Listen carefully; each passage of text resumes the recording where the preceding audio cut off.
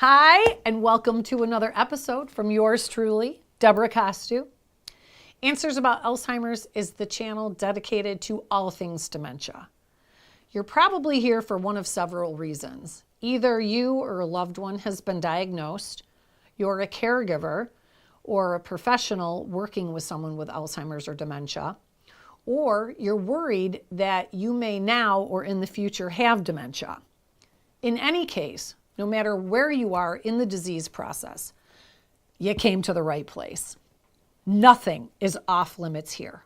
I want you to feel free to dump anything you've got on me. Write down in that comment box, feel free. No guilt. I'm here for you. Not everyone will give you the God's honest truth, but I will. So don't hold back. Ask away. Who knows? Maybe we'll do a whole video on your question, because chances are, if you're wondering, so are others. If you're at the beginning of your dementia or Alzheimer's path, make sure you subscribe to the channel. You're going to need lots of information and a space that you can count on. And that's right here at Answers About Alzheimer's. So click on that red subscribe button. Subscribing is free, and it gives you instant access to all of our videos in one convenient spot. You're going to have lots of questions. You're going to hit lots of roadblocks. You're going to feel like you can't do it anymore. But you will take comfort knowing that I'm here for you every step up that mountain. You will be able to get answers here that you cannot find anywhere else. Okay, are you ready? Grab a pen and a piece of paper, because you're probably going to want to jot some of this stuff down. So, what is dementia? Dementia is a comprehensive loss of memory with reduced cognitive intellectual performance due to brain damage and cell death. Dementia is a group of symptoms that impact our memory, our thinking, language skills, judgment, and behaviors. It can change our personalities, and it impacts our day-to-day functioning. Dementia is the deterioration of the brain cells resulting in cell death. Currently, there is no cure. Research has identified several risk factors that increase your chances of getting dementia. Some are modifiable and others are not, meaning that some of these risk factors we have more control over than others. In today's video, I'm going to go over the many but not all of the risk factors related to Alzheimer's disease and dementia. Dementia is actually a more general term. It's a symptom of something else like Alzheimer's disease or vascular disease. Alzheimer's is the most common form of dementia. Dementia is the physical deterioration of the brain. It is not a specific disease by itself. It's actually a symptom of another related disease. There are over 100 different types of dementia. Who is at risk for developing dementia? Some of these might surprise you. So let's get started.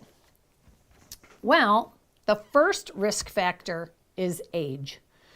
So, unless you don't plan on having any more birthdays, you're at risk.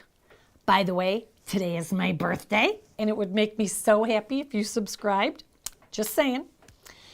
If you reach the ripe old age, that's really an awful saying, isn't it? The ripe old age. I'm not going to use that again. Anyway, if you reach age 85, your chance of having dementia is about half. Half. 50%. That's a pretty high risk. So age is the number one risk factor and nothing that we have control over. The risk increases significantly with advanced age. Next is head injuries. If you've had a TBI or a traumatic brain injury, you are at higher risk. Honestly, that name never made much sense to me. If you had a brain injury, It's got to be traumatic, right? Traumatic brain injury as opposed to a non-traumatic brain injury. If your mother dropped you on your head as a baby or a child, that counts as a risk factor. Also, concussions, they count too, or repeated blows to the head, like a soccer player, football, or boxing. Anything that jostles that brain around inside the skull cavity. The next risk factor is high blood pressure. Lots of people have high blood pressure. That's a risk factor for having dementia, along with high cholesterol and diabetes.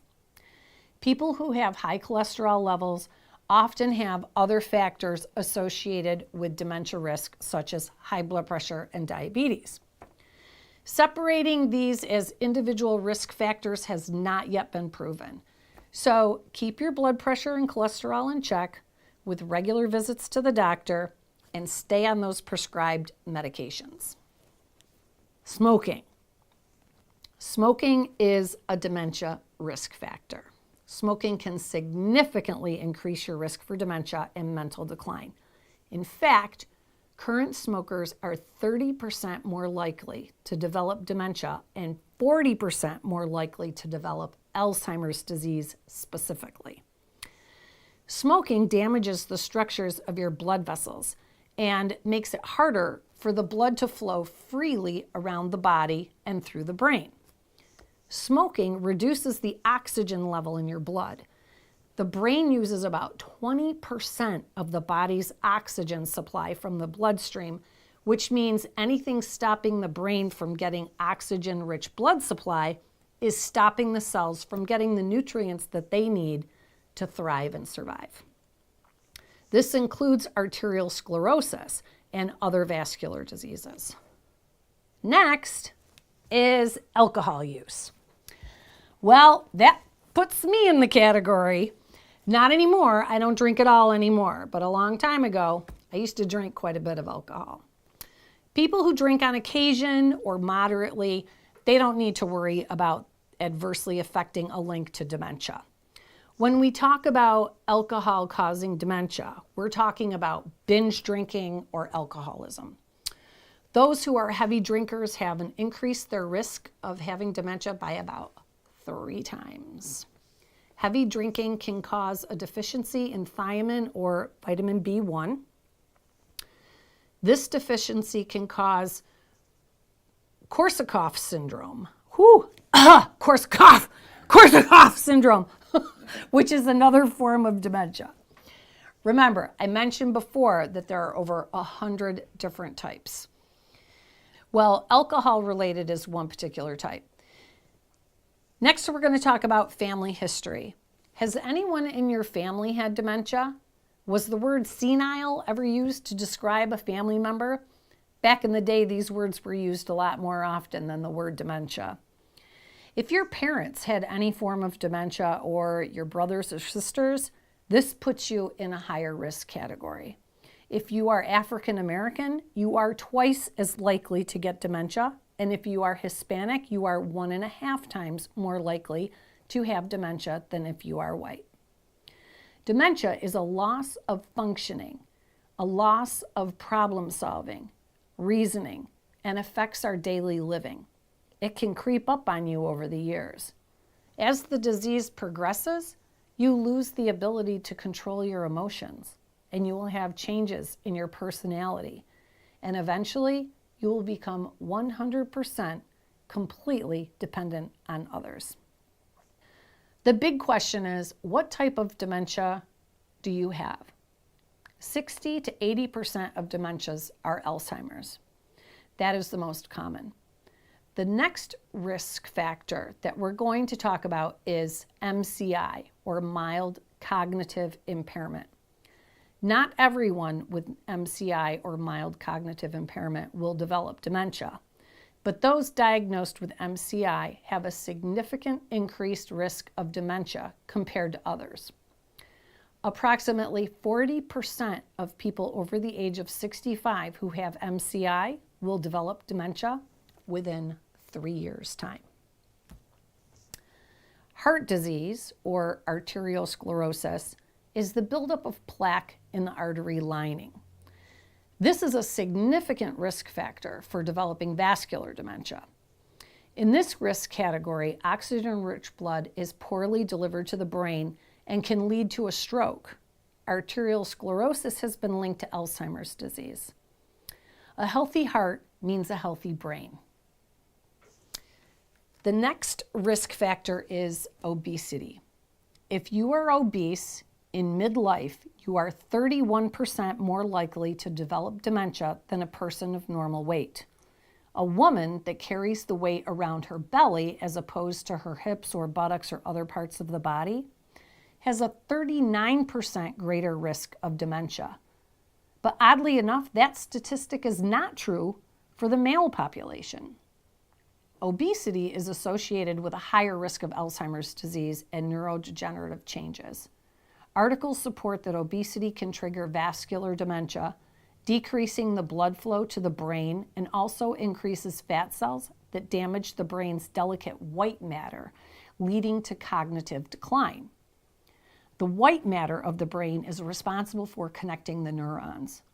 This deterioration is directly related to brain atrophy, or shrinking of the brain. Next is depression. A good predictor of increased risk of dementia is the decade before the onset of symptoms. Risk increases if the subject has had prolonged depressive symptoms. Depression later in life has been associated with doubling the risk of having dementia. This next risk factor might surprise you. Hearing loss. Even mild hearing loss doubles dementia risk. Moderate hearing loss can triple your risk, and those with severe hearing deficits are 5 times more likely to suffer from Alzheimer's disease or dementia. The jury is still out on whether or not the use of hearing aids help to lower these statistics, but boy, I sure hope so. My husband has pretty significant hearing loss and wears hearing aids. It is thought that when our hearing is impaired, we begin to socially isolate and withdraw from conversations, as a result, being less engaged. This lack of stimulation decays our neural pathways needed for memory function. This is yet another reason why isolation is bad for our overall health and seniors. Early studies show that people with severe hearing loss that wear hearing aids might have a slightly lower risk of cognitive decline. So fingers crossed for that study. I've told my poor husband several times that if he gets dementia, I'm going to dress him up in funny clothes and shoot YouTube videos, and I'm going to make a fortune. The poor guy. I tell him that all the time. He's really mad about it. Anyway, it's so funny. The next one is poor diet. As far as nutrition goes, they say that what's good for the heart is good for the brain. New evidence shows that a heart-healthy diet may also reduce your risk of dementia. So 2 diets are recommended to follow. The first is the Mediterranean diet. The second is the DASH, or Dietary Approaches to Stop Hypertension diet. The DASH diet focuses mainly on foods that are rich in calcium, potassium, protein, fiber, magnesium, and low in sodium. These are essential in helping to control blood pressure and assisting in losing weight in a healthy way. Both diets have a lot of evidence to back up these claims of lowering your risk. The following foods are suggested to eat regularly and have a healthy heart and brain. So, whole grains, leafy greens, other vegetables, nuts, beans and lentils, strawberries and blueberries, chicken, turkey, fish, olive oil, and wine, but no more than a small glass of wine daily. Foods to avoid are fried foods and fast foods, cheese, red meat, no more than 4 times a week, sweets, pastries, and sugar, butter less than 1 tablespoon per day, and carbohydrates. Berries are best as opposed to fruit in general because berries have been linked to being beneficial to cognitive functioning. Early data shows that those that followed the MIND or the Mediterranean diet for 4.5 years have brains that were equivalent to 7.5 years younger than those who did not follow this diet. If you are a female, you are in a greater risk category. One reason may be because we women live longer than men, and we've already determined that age is the #1 risk factor. Another reason might be because women have stronger immune systems. Stronger immune systems might result in women having more amyloid plaque in the brain than men. But again, we need a lot more research here to make a definite determination, but I thought it was worth talking about. Being physically active is one way to reduce your risk of dementia. Exercising regularly reduces obesity that we already discussed and how that can play an important part in the progression of dementia. Exercise also helps combat depression, which we already also determined is a risk factor. So get up off your butt and exercise.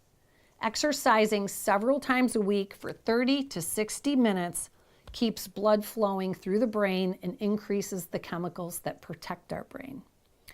Exercise can increase the size of our hippocampus and the prefrontal cortex, the part of the brain where our memories are stored. That is so cool. Isn't that cool? Cardio exercise also increases the gray and white matter volume in the prefrontal cortex. This is amazing. I gotta wrap this up and get my ass to the gym. Where's my gym bag? Stay healthy, stop smoking and drinking, don't get dementia. It sucks. Oh, and subscribe. I gotta go. Do you hate going into work every day because you don't know what you're walking into? Does it frustrate you that you don't have the proper training and the skills necessary to help people with Alzheimer's and dementia? Answers About Alzheimer's is launching a new certification program that will take your skills to the next level. Drop your email in the comments below or visit our website at answersaboutalz.org so that you can get notified when this program is launched.